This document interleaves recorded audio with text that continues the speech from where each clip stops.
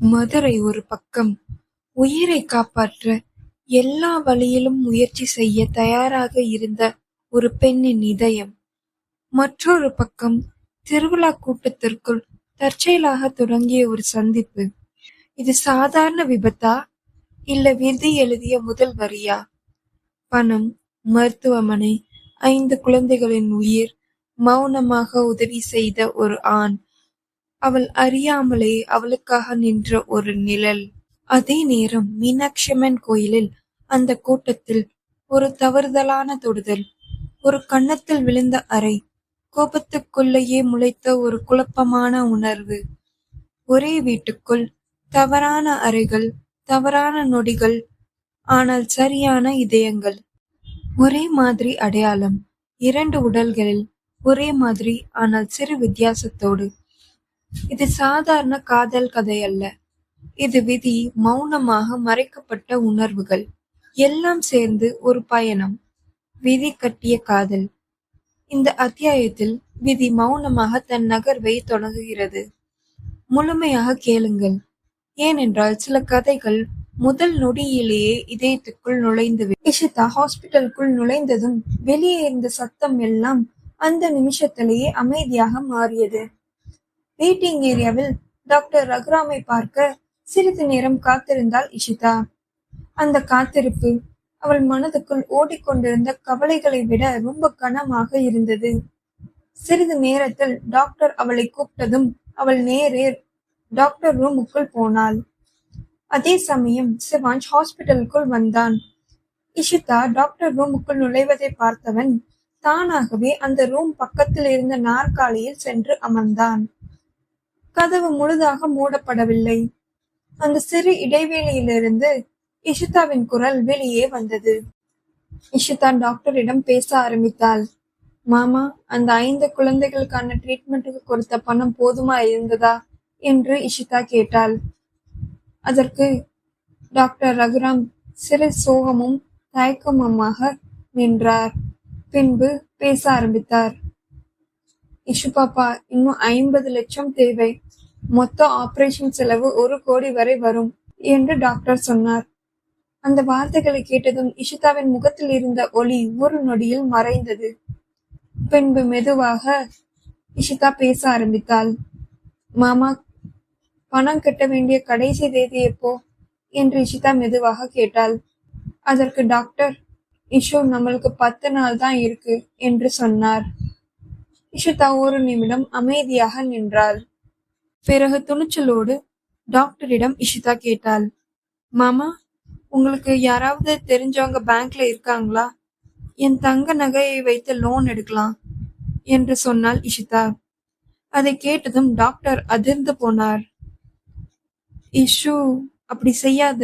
அந்த நகைகள் உன் கல்யாணத்துக்காக உங்க அப்பா வாங்கி வச்சிருக்காரு என்று டாக்டர் சொன்னார். அதற்கு இஷிதா ஒரு நொடி கூட யோசிக்கவில்லை. மாமா, இவை நகைகள் தான், நம்ம திரும்பி வாங்கிக்கலாம். ஆனா ஆபரேஷன் செய்யலைன்னா அந்த குழந்தைகளின் உயிரே இழப்பாங்க என்று இஷிதா சொன்னாள். அதை டாக்டர் மெதுவாக கேட்டார். பின்பு, உன் அப்பா அம்மா என்ன சொல்லுவாங்க என்று டாக்டர் கேட்டார். அதற்கு இஷிதா பெருமையோடு சொன்னாள். அவங்க எதுவும் சொல்ல மாட்டாங்க. அவர்கள் என்னை பார்த்து பெருமைதான் படுவாங்க என்று சொன்னாள் இஷிதா. சிறிது நேரம் கழித்து இஷிதா டாக்டரிடம் கேட்டாள். மாமா, குழந்தைகளை பார்க்கலாமா என்று அவள் கேட்டாள்.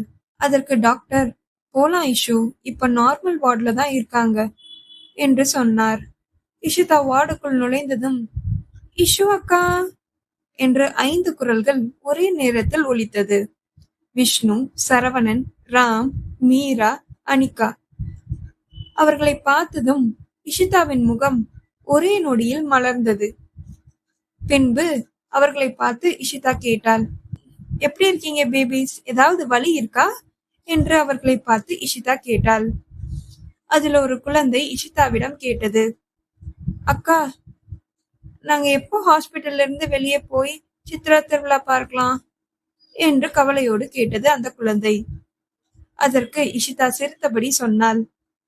இந்த வருஷம் டிவில பார்க்கலாம், அடுத்த வருஷம் நம்ம எல்லாம் சேர்ந்து வெளியே போய் பார்ப்போம், சரியா என்று இஷிதா அந்த குழந்தைகளை பார்த்து கேட்டாள். அப்பொழுது அந்த குழந்தைகளில் ஒரு சிறுவன் சரவணன் மெதுவாக இஷிதாவிடம் கேட்டான். அக்கா, நாங்க உங்களுக்கு ரொம்ப தொல்லை தரோம் தானே என்று அவன் கேட்டான். அந்த வார்த்தை இஷிதாவை உலுக்கிவிட்டது. பிறகு அந்த சிறுவன் தொடர்ந்தான். நாங்க இறந்துட்டா உங்களுக்கு சுலபமா இருக்கும்ல, நாங்க இப்ப உங்களுக்கு தொல்லை தானே தந்துகிட்டு இருக்கோம் என்று இஷிதாவை பார்த்து அந்த சிறுவன் கேட்டான். இஷிதா அதிர்ச்சியில், ஏன் இப்படி பேசுறீங்க என்று அந்த சிறுவர்களை பார்த்து கேட்டாள். ஆபரேஷன் பிறகு நீங்க எல்லாம் நல்லா இருப்பீங்க என்று இஷிதா அவர்களை பார்த்து சொன்னாள். அந்த நேரத்தில் மீரா என்ற ஒரு சிறுமி ஏதோ சொல்ல வர அதை விஷ்ணு என்ற ஒரு சிறுவன் அவளை தடுக்க முயன்றான். இஷிதா அதை கவனித்தாள். இஷிதா அந்த குழந்தைகளை பார்த்து கேட்டாள், என்ன நடந்தது?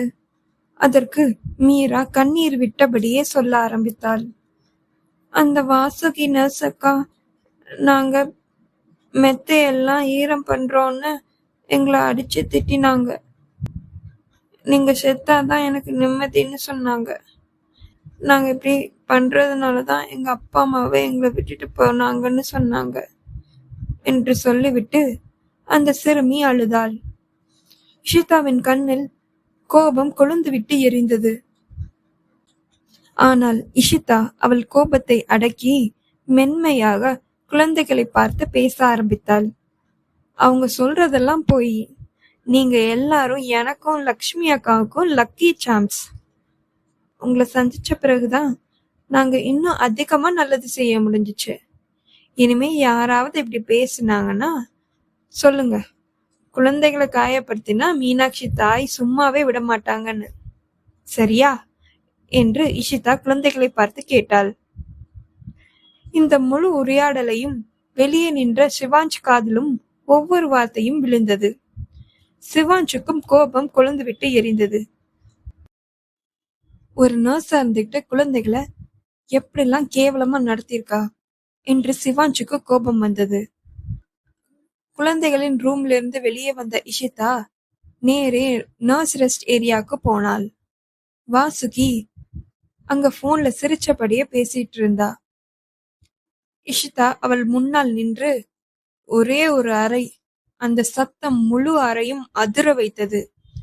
வாசுகி திரும்பி அடிக்க முயன்றதும் இன்னொரு அறை மற்றொரு கன்னத்தில். வாசுகி கீழே விழுந்தாள். நீ நர்ஸா இருக்க தகுதியே இல்ல, குழந்தைகளை எப்படி கவனிக்கணும்னு கூட தெரியல, அவங்க எவ்வளவு கிரிட்டிக்கல் கண்டிஷன்ல இருக்காங்க, நீ அவங்கள்ட்ட போய் அவங்களுக்கு எல்லா நெகட்டிவ் தாட்டும் கொடுத்திருக்க, நீ எல்லாம் எதுக்கு நர்ஸ் வேலைக்கு வந்த என்று இஷிதா கோபத்துடன் அவளிடம் கத்திக் கொண்டிருந்தாள். இஷிதா அந்த நர்ஸை அறைந்ததை சிவாஞ்ச் அந்த ரூமுக்கு வெளியே இருந்து பார்த்து கொண்டிருந்தான். அதை பார்த்த சிவாஞ்சுக்கு ஒரு சின்ன முறுவல் அவனுக்கு தோன்றியது. நான் செய்ய நினைச்சதா இந்த பொண்ணு செஞ்சிட்டா என்று சிவாஞ்ச் நினைத்தான். பிறகு இஷிதா அந்த ரூமில் இருந்து வெளியே வருவதை பார்த்து சிவாஞ்ச் ஒரு ஓரத்தில் நின்று கொண்டான்.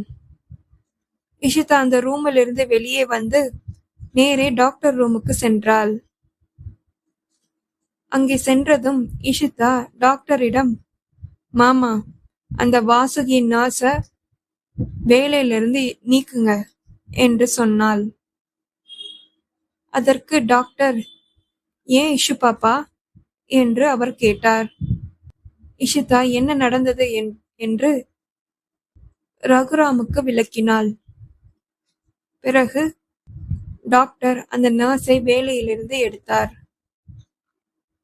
மருத்துவமனையிலிருந்து அந்த நர்ஸை வெளியேற்றப்பட்ட பிறகு அந்த நர்ஸ் இஷிதாவை நோக்கி கத்திக்கொண்டே மருத்துவமனைக்கு வெளியே சென்றார். பின்னர் இஷிதா தன் மாமா டாக்டர் ரகுராமிடம் கூறிவிட்டு மருத்துவமனையிலிருந்து வெளியே சென்றார். இஷிதா மருத்துவமனையிலிருந்து வெளியே சென்றதும் சிவாஞ்ச் டாக்டர் அறைக்குள் சென்றான். சிவாஞ்ச் அமைதியாக ஒரு செக்கை எடுத்து டாக்டர் முன் நீட்டினான்.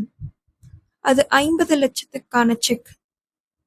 அதை பார்த்ததும் டாக்டர் சிவான்ஷை பார்த்து கேட்டார், ஏன் இந்த உதவி என்று.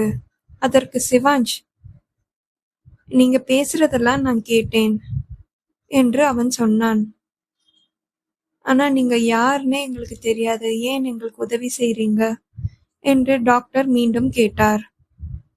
அதை கேட்டதும் சிவான்ஷ் சிரித்தபடியே மெதுவாக சொன்னான், என்னிடம் இருக்கிறதா தேவைப்படுறவங்களுக்கு கொடுக்கிறது தானே நல்லது என்று இஷிதா சொன்னதை சிவான்ஷ் மீண்டும் சொன்னான். பிறகு சிவான்ஷ் மெதுவாக டாக்டரிடம் சொன்னான், இஷிதாவுக்கு நான் கொடுத்தேன்னு சொல்லாதீங்க, அவ ஃப்ரீயா எதையும் வாங்க மாட்டா என்று சிவான்ஷ் டாக்டரிடம் சொன்னான். டாக்டர் சிரித்தபடியே சிவான்ஷிடம் கேட்டார், நீ அவளை எப்படி இவ்ளோ சரியா புரிஞ்சுக்கிட்ட என்று டாக்டர் கேட்டார். அதற்கு சிவான்ஷ் சிறிய சிரிப்போடு மௌனமாக நின்றான். அந்த மௌனம் அவன் மனதுக்குள் ஆரம்பிச்ச மாற்றத்தை சொல்லாமலே சொன்னது. மற்றொரு பக்கம் மீனாட்சி அம்மன் கோவிலுக்குள் இருந்த அந்த கூட்டத்துக்குள் வாசு விக்ரமையும் மித்ராவையும் தேடி மெல்லே நுழைந்தான். அவங்க எங்க போயிருக்காங்க என்று நினைச்சுக்கிட்டே மக்களிடையே நகர்ந்தான் வாசு. அப்பொழுது வாசு பின்னால் இருந்து கூட்டம் தள்ளியதில் வாசு அவனுடைய சமநிலை இழந்து முன்னால் விழப்போனான். அந்த நிமிஷம் அவன் விழுகாமல் இருக்க முன்னால் இருந்த ஒருத்தியை அவன் கைகள் தானாக பிடித்து கொண்டது. வாசுவின் வலது கை அந்த பெண்ணின் தோளிலும் அவனுடைய இடது கை அந்த பெண்ணின் இடுப்பிலும் பதிந்திருந்தது. அந்த பெண் தாவணி அணிந்ததால் அந்த பெண்ணின் தாவணி மறைக்காத இடுப்பில் அவன் கைகள் பதிந்திருந்தது. அந்த ஒரு நொடி இருவரின் உடம்புக்குள் மின்சாரம் பாய்ந்தது போல ஒரு உணர்வு தோன்றியது.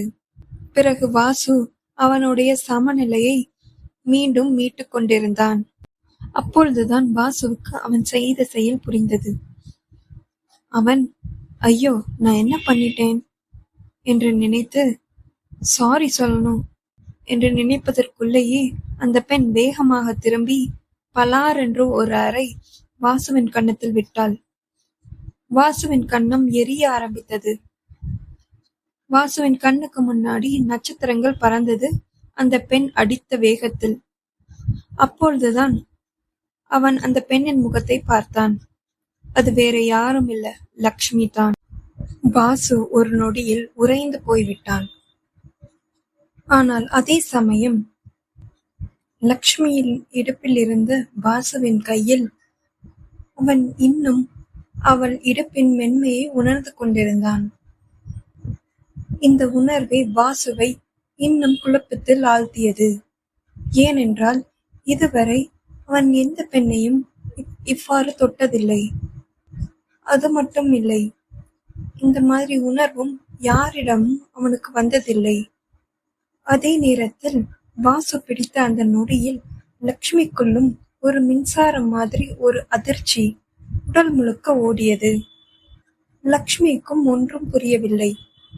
பிறகு லக்ஷ்மி வாசுவை பார்த்து, என்ன தைரியம் உனக்கு என்று அவள் கோபத்தோடு பேச ஆரம்பித்தாள். வாசு வாயை திறக்க போகும்போது அவனுடைய போன் ரிங் ஆனது. போன் ஸ்கிரீனில் சிவான்ஷ் காலிங் என்று வந்தது. வாசு கால் அட்டன் பண்ணிக்கிட்டே அங்கிருந்து சற்று தள்ளி போனான். ஆனால் லக்ஷ்மி அவனை விடாமல் திட்டிக் கொண்டிருந்தாள். நீ என்ன நினைச்சிட்டு இருக்க?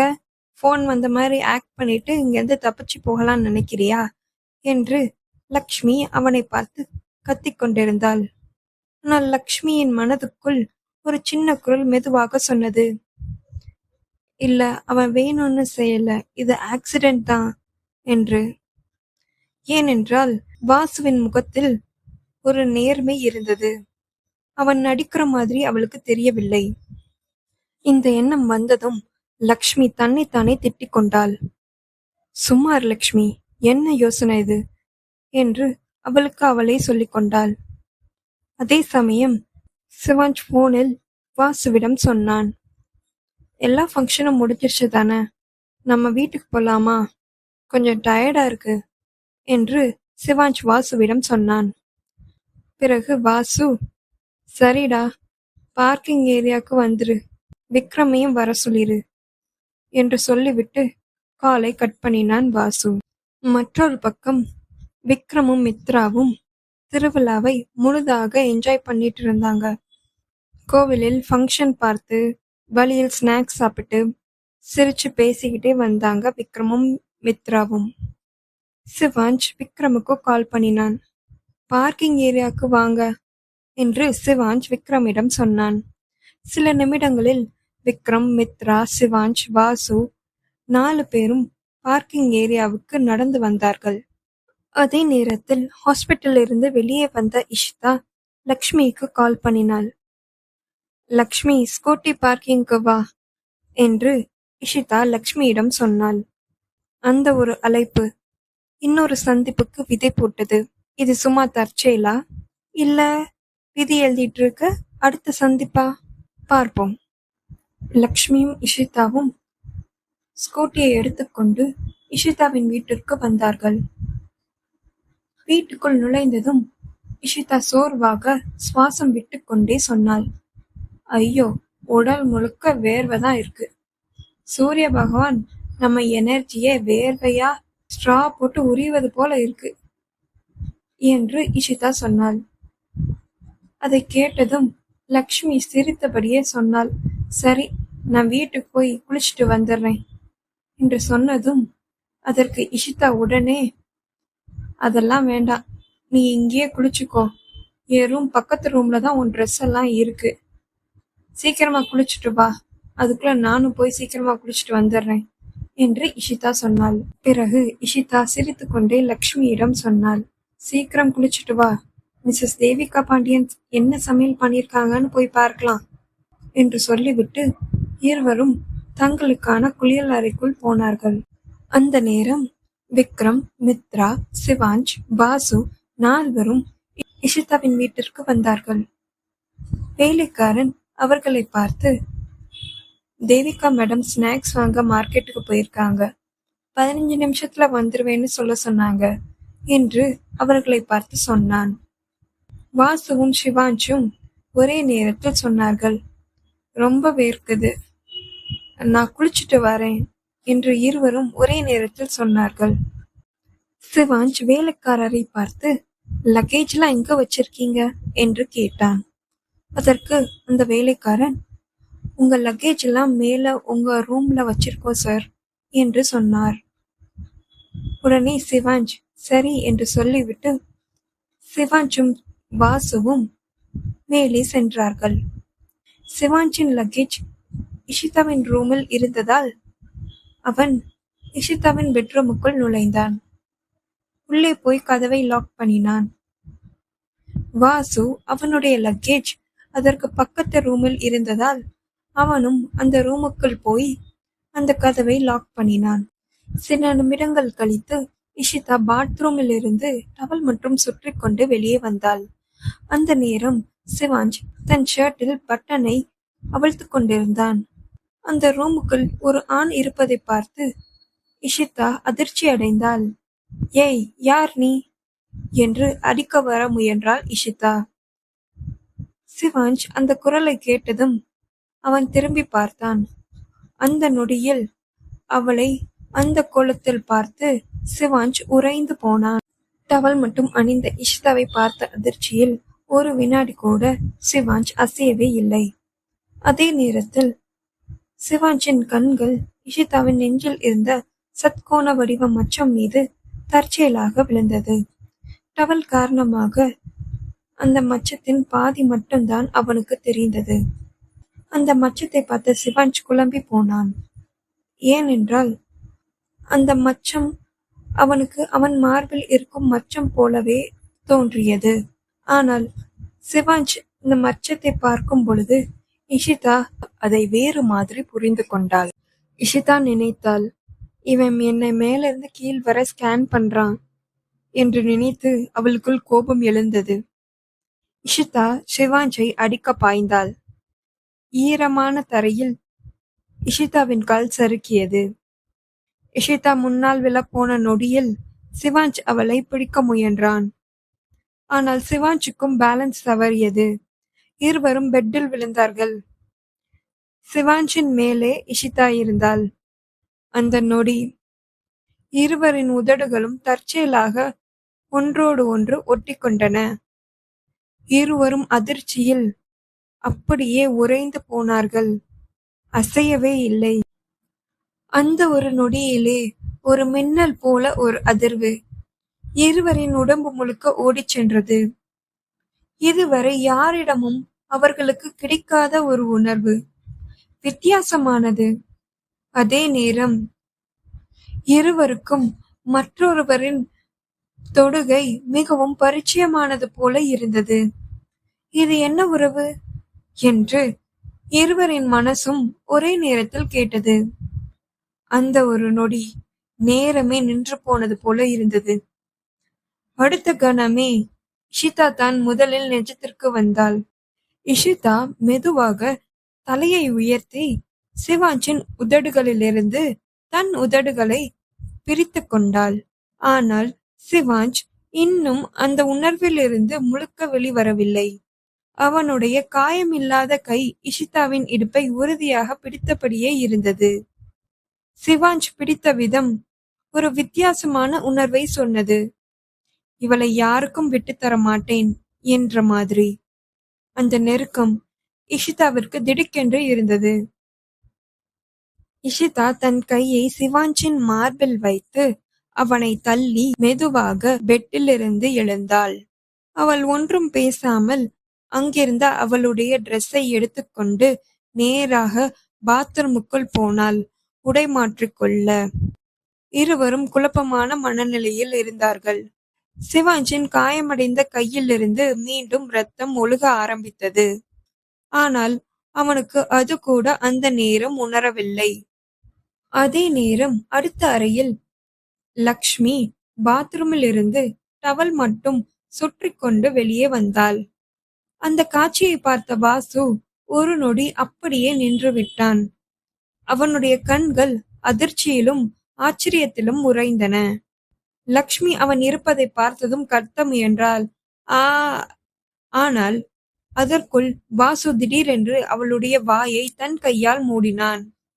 பதறிய குரலில் வாசு சொன்னான், சாரி, தவறான ரூம்ல நுழைஞ்சிட்டேன் போல என்றான். வாசு மெதுவாக அவன் கையை எடுத்தான்.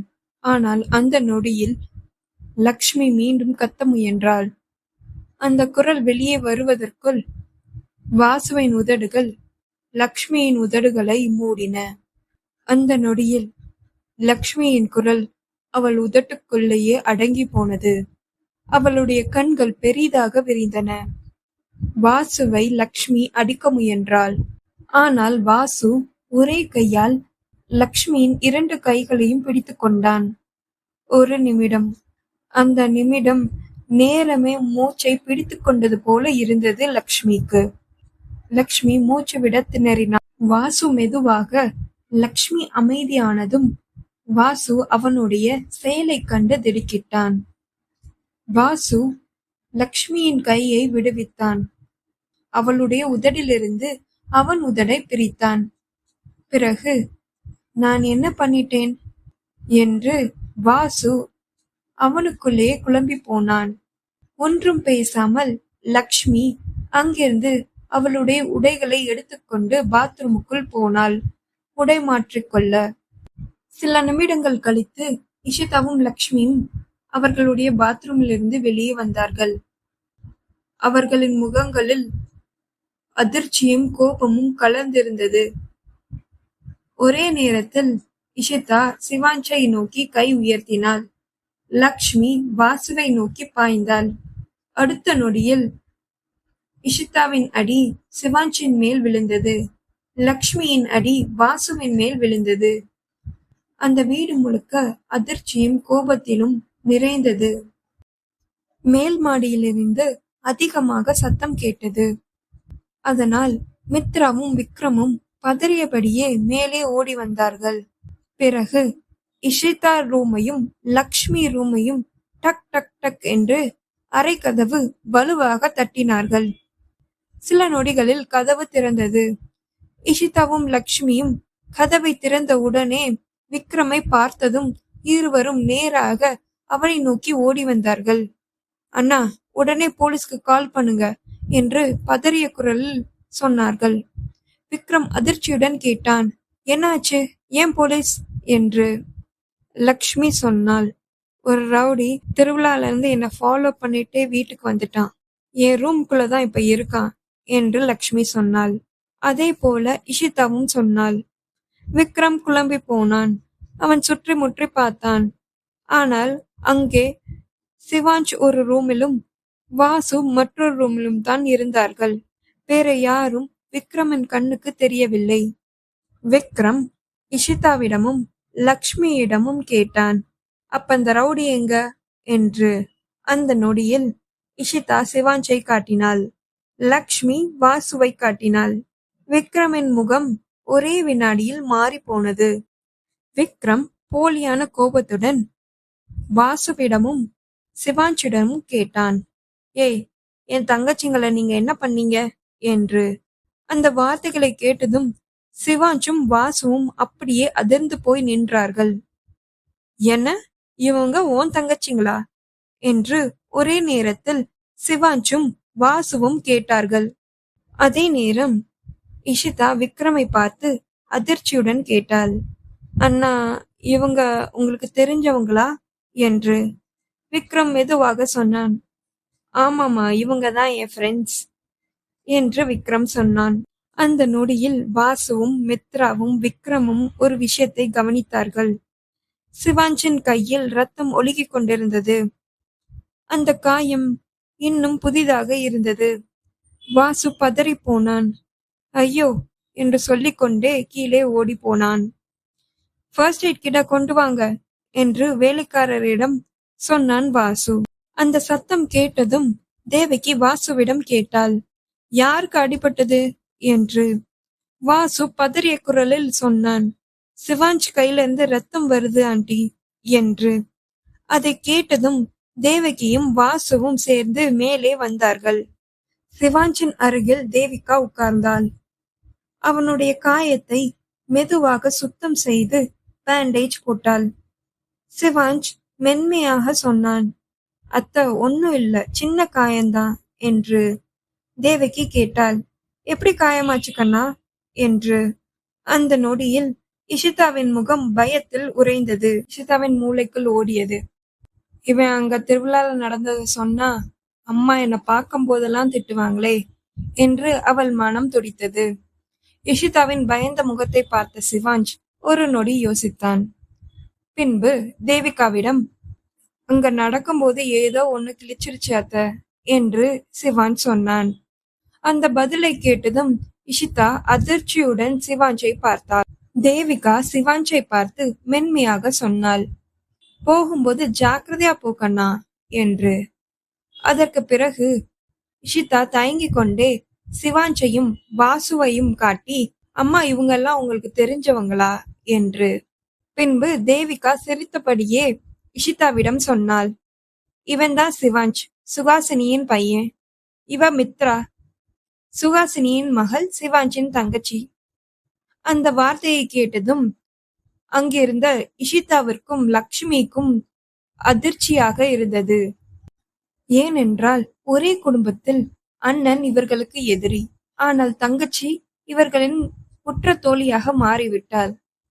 அதை நினைத்துதான் இஷிதாவிற்கு அதிர்ச்சியாக இருந்தது. இஷிதா அந்த உண்மையை கேட்டதும் ஒரு நொடி உறைந்து போனாள். என்ன என்று அதிர்ச்சியுடன் கேட்டாள் இஷிதா. தேவிகா இஷிதாவை சற்று சந்தேக பார்வையுடன் பார்த்தாள். அந்த பார்வையை கவனித்த இஷிதா உடனே பேச்சை மாற்றினாள். அம்மா, எனக்கு பசிக்குது என்று சாதாரணமாக சொன்னாள் இஷிதா. அந்த நொடியில் அனைவரும் கீழே டைனிங் ஏரியாவுக்கு சென்றனர்.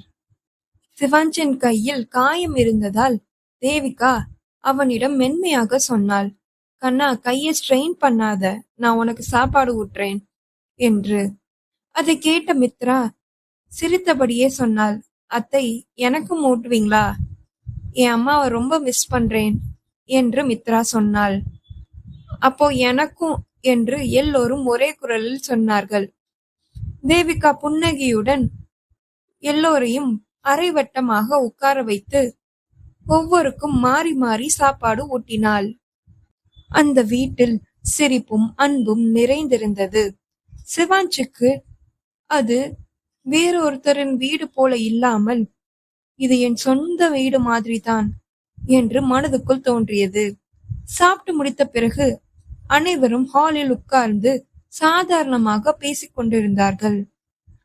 அந்த நேரம் ஹாலில் உட்கார்ந்து கொண்டிருந்த வாசு சிவாஞ்சிடம் கேட்டான், உனக்கு தெரியுமா தேவிகாத்தையோட பொண்ணுதான் இஷிதான்னு என்று வாசு கேட்டான். அதற்கு சிவாஞ்ச், இல்ல எனக்கு தெரியாது. கடந்த முறை நான் வந்தப்போ அவ வீட்லயே இல்ல, அவளை நான் பார்க்கல என்று சிவாஞ்ச் சொன்னான். நேரம் ஆகிவிட்டதால் இரவு சாப்பாடையும் ஒன்றுவிட்டு அனைவரும் தூங்கச் செல்ல தயாரானார்கள். மித்ரா, இஷிதா, லக்ஷ்மி மூவரும் ஒரே அறையில் தூங்கினார்கள். இஷிதா படுக்கையில் படுத்தபடியே மௌனமாக மேலே பார்த்தாள். சிவாஞ்ச் என்ன டவல்ல பார்த்தப்போ நான் அவனை அடிச்சேன். ஆனா என் முழு பலத்தோட அவனை அடிக்கல என்று அவளுக்குள் திடீரென்று தோன்றியது. அவள் மனசு குழப்பத்தில் சிக்கிக் கொண்டிருந்தது. அதே அறையில் இஷிதாவின் வலப்பக்கத்தில் படுத்திருந்த லக்ஷ்மி உறக்கம் வராமல் விழித்துக் கொண்டிருந்தாள். காலையில் நடந்த அந்த திருவிழா நினைவுகள் அவள் மனதுக்குள் திரும்ப திரும்ப வந்தன. கூட்டத்தில் வாசு அவள் டவல் கட்டிக்கொண்டு பாத்ரூமில் இருந்து வந்தபோது வாசு பார்த்த அந்த பார்வை, அவள் சத்தம் போடாத மாதிரி வாசு அவள் வாயை மூடிய அந்த நொடி, லக்ஷ்மிக்கு இன்று நடந்த எல்லாம் மீண்டும் நினைவுக்கு வந்தது. நான் அவனை அடிச்சேன், ஆனா அவனுடைய தொடுகையும் அவனுடைய முத்தத்தையும் முழுசா வெறுக்கலையே என்று லக்ஷ்மி மனசு அமைதியில்லாமல் சொன்னது. இது என்ன, எனக்குள்ள என்ன மாதிரி மாற்றம் என்று லக்ஷ்மி தன்னைத்தானே திட்டிக் கொண்டாள். ஆனால் அதே அறையில் மித்ரா மட்டும் முழுக்க வேறொரு உணர்வில் இருந்தாள். அவளுக்கு இன்று நடந்த எல்லாமே ஒரு இனிய அனுபவமாகத்தான் தோன்றியது. எனக்கு இஷிதாவும் லக்ஷ்மியும் 2 உற்ற தோழிகளாக கிடைச்சிருக்காங்க. என்னுடைய எண்ணங்களை ஜட்ஜ் பண்ணாம ஷேர் பண்ணக்கூடிய ஒரு ஃப்ரெண்ட்ஸ் என்று மித்ரா மனசுக்குள் மகிழ்ந்தாள். அந்த அறையில் 3 பெண்கள், 3 மனநிலைகள், 3 விதமான உணர்வுகள். ஆனால் விதி அவர்களுக்காக ஏற்கனவே அடுத்த திருப்பத்தை தயார் செய்து கொண்டிருந்தது. அடுத்த அறையில் சிவாஞ்ச், வாசு, விக்ரம் மூவரும் ஒரே அறையில் படுக்கையிலே படுத்திருந்தார்கள். அறையில் விளக்குகள் அணைத்திருந்தாலும் ஒவ்வொருத்தரின் மனதுக்குள் வெவ்வேறு எண்ணங்கள் ஓடிக்கொண்டிருந்தது. வாசு கண்ணை மூடினாலே அவனுக்கு லக்ஷ்மி டவல் மட்டும் போட்டுக்கிட்டு பாத்ரூமில் இருந்து வெளியே வந்த அந்த காட்சி கண் முன்னே வந்தது. வாசுவின் உதடுகளில் இன்னும் கூட லக்ஷ்மியின் உதடுகளின் அந்த மென்மையை உணர்ற மாதிரி இருந்தது. இது என்ன ஃபீலிங், இதுக்கு என்ன பெயர் என்று வாசு தன்னைத்தானே கேள்வி கேட்டுக் கொண்டிருந்தான். இதுவரை எந்த பெண்ணிடமும் வராத ஒரு ஃபீலிங் லக்ஷ்மியிடம் மட்டும் ஏன் வந்தது? உள்ளுக்குள் ஏதோ ஒண்ணு மாறியது மாதிரி வாசுவுக்கு தோன்றியது.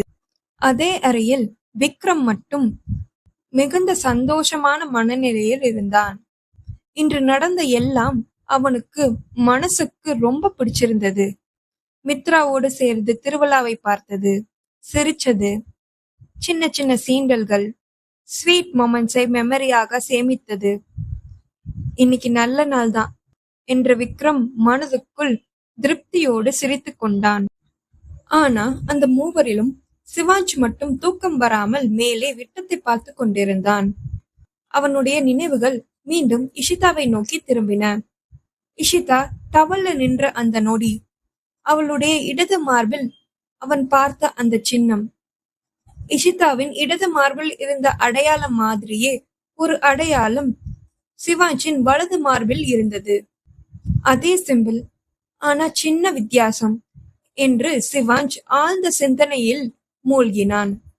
சிவாஞ்ச் நினைத்தான், இது என்ன சின்னம், இது ஏன் எங்க 2 பேத்துக்கும் இருக்கு, இதுக்கு என்ன அர்த்தம் என்று சிவாஞ்சின் மனசு தொடர்ந்து கேள்வி கேட்டது.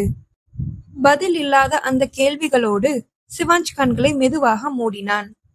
சிந்தனைகளோடு சேர்த்து தூக்கம் அவனை அணைத்துக் கொண்டது. அந்த இரவில் ஒரே அறையில் 3 பெயர், 3 மனங்கள், 3 விதமான உணர்வுகள். ஆனால் விதி மௌனமாக அவர்களை ஒரே பாதைக்கு இழுத்துக் கொண்டிருந்தது. மறுநாள்தான் மீனாட்சி சுந்தரேஸ்வரர் திருக்கல்யாணம். விதி தன் திட்டத்தில் என்ன வைத்திருக்கிறது? இஷிதா மற்றும் சிவாஞ்சுக்கு விதி என்ன நாடகத்தை திட்டமிட்டுள்ளது? இஷிதா மற்றும் சிவாஞ்சுக்கு அவர்களின் கடந்த கால வாழ்க்கை நினைவிருக்கிறதா? அல்லது இனிமேல் நினைவுக்கு வருமா? அவர்களின் காதல், அவர்களின் சண்டை, அவர்களின் கடமை மற்றும் அவர்களின் கடந்த கால வாழ்க்கையில் எவ்வாறு பிரிந்தார்கள்? அவர்கள் அறிவார்களா? இதை அடுத்த எபிசோடில் பார்ப்போம். இந்த கதை உங்க மனசுக்குள்ள ஒரு நொடி நின்றிருந்தா லைக் பண்ணுங்க, உங்க ஃப்ரெண்ட்ஸுக்கு ஷேர் பண்ணுங்க, உங்களுக்கு பிடித்த இடத்தை கமெண்ட்ல சொல்லுங்க. இந்த கதையின் அடுத்த மௌனத்தையும் அடுத்த சந்திப்பையும் மிஸ் பண்ணக்கூடாதுன்னா MP ஆடியோ நாவல்ஸ்க்கு சப்ஸ்கிரைப் பண்ண மறக்காதீங்க. இது கேட்கும் கதை அல்ல, உணரும் அனுபவம். அடுத்த அத்தியாயத்தில் பார்க்கும் வரை உங்களிடமிருந்து விடைபெறுவது நான் உங்கள் ஆத்யா.